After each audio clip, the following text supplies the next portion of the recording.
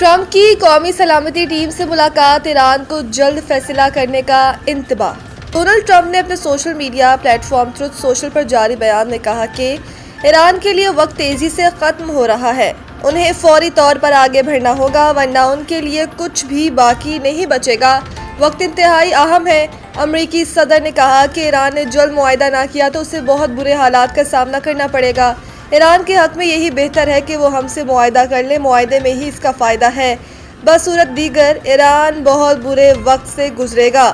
علاوہ ازیں CNN کے مطابق امریکی صدر ڈونلڈ ٹرمپ نے قومی سلامتی ٹیم سے اہم ملاقات کی جس میں ایران جنگ سے متعلق آئندہ کے لائحہ عمل پر تبادلہ خیال کیا گیا۔ ملاقات میں نائب صدر، وزیر خارجہ اور CIA کے ڈائریکٹر سمیت اعلیٰ حکام نے شرکت کی۔ رپورٹ کے مطابق صدر ٹرمپ کی یہ ملاقات ورجینیا میں واقع گلف کلب میں دورہ چین سے واپسی پر ہوئی، جبکہ وہ رواں ہفتے قومی سلامتی ٹیم کے ساتھ دوبارہ ملاقات بھی کریں گے۔ ذرائع کا کہنا ہے کہ اگر حملوں کا فیصلہ کیا گیا تو پینٹاگون نے مختلف عسکری منصوبے پہلے ہی تیار کر رکھے ہیں۔ ایران کے توانائی اور بنیادی ڈھانچے پر محدود حملوں کا آپشن بھی زیر غور ہے۔ اس سے پہلے امریکی صدر ٹرمپ نے سماجی رابطے کی ویب سائٹ پر نام لیے بغیر ایران کے لیے دھمکی آمیز پیغام بھی جاری کیا۔